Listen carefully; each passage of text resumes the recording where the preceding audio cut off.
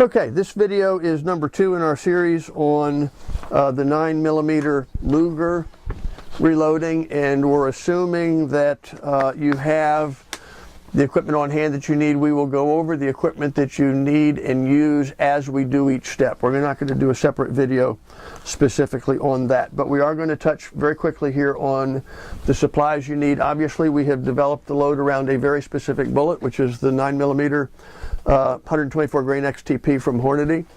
And we also then need primers and powder and cases. Now, the powder is also very specific. It's an exact brand. There are some numbers and names of powders that are extremely similar and potentially confusing for the new reloader, so be absolutely certain that you understand the powder you're using. In the case of Unique, there is only one Unique, and it's only been Unique for since 1899 in virtually all of the manuals, so there's no room for error there. The bullet is exact. We have that in stock.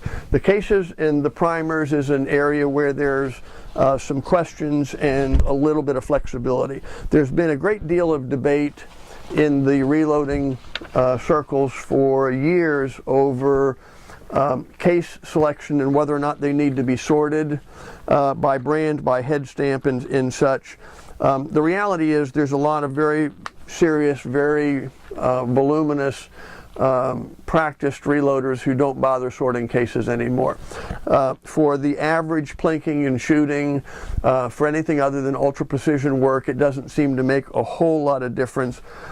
I still do, but it's a matter of personal taste and practice. This happens to be a box of fired cases that are all 9mm Remington Peters cases. When I shoot at the range, I always collect my brass, I keep it clean, and I put it back in the box that it came out of. And as you can see, whether it's handwritten or printed, I also have a detailed label on each box which tells me what the caliber is, the exact primer that I used, the exact charge and type of powder used, the bullet in detail, and the date that I did the reloading, and finally the overall length of the cartridge to show the seating that I used. Also, I will put a note on here showing how much crimp I put on the cartridges, so that each time I want to redo a load, if it happened to be a particularly good load, and if I happen to have notes that I particularly liked it for whatever reason, it's easy to repeat. So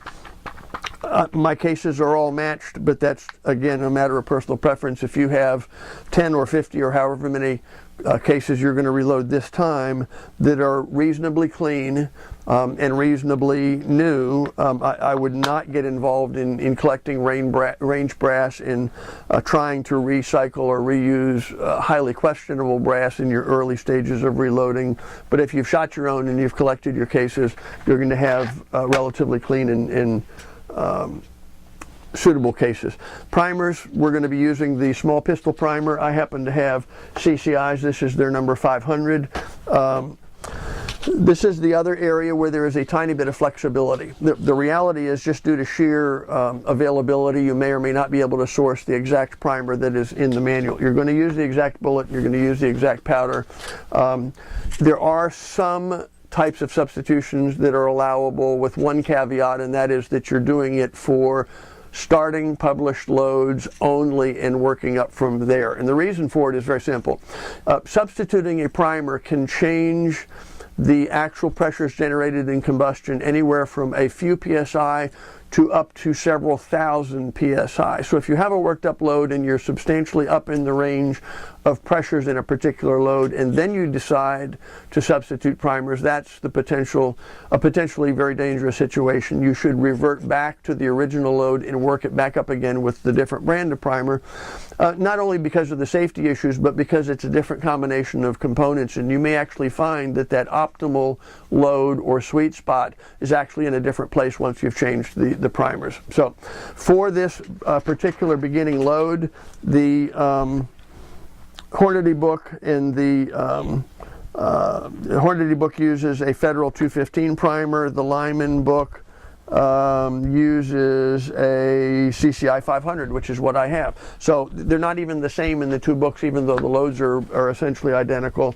It is okay to substitute as long as you don't substitute rifle for pistol, pistol for rifle, standard for magnum, magnum for standard. Those are types of substitutions you do not want to do. But if it's small pistol to small pistol, small rifle to small rifle, large magnum pistol to large magnum pistol, those types of substitutions can be done. But again, start at the very beginning, minimum published load, and work up if you're using a primer other than what you originally worked up a load with.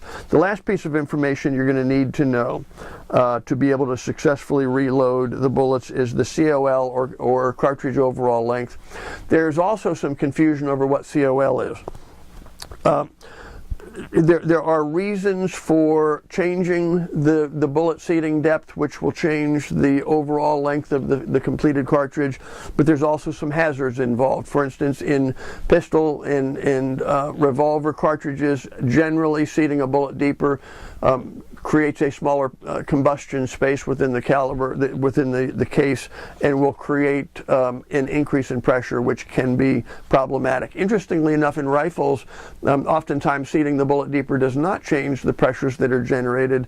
But the rule of thumb is this: unless you know why you're changing it from the published data, you know that it's safe to change from the published data, don't change it from the published data. The published data should always be your starting point, and unless you have a very specific, clearly understood reason for changing it, you should not, especially in the early stages of your reloading career. Now, fortunately, again, for our load here for the 124 grain Hornady XTP, the COL listed in the Hornady book is exactly 1.060 inches. It's also exactly 1.060 inches in the Lyman manual.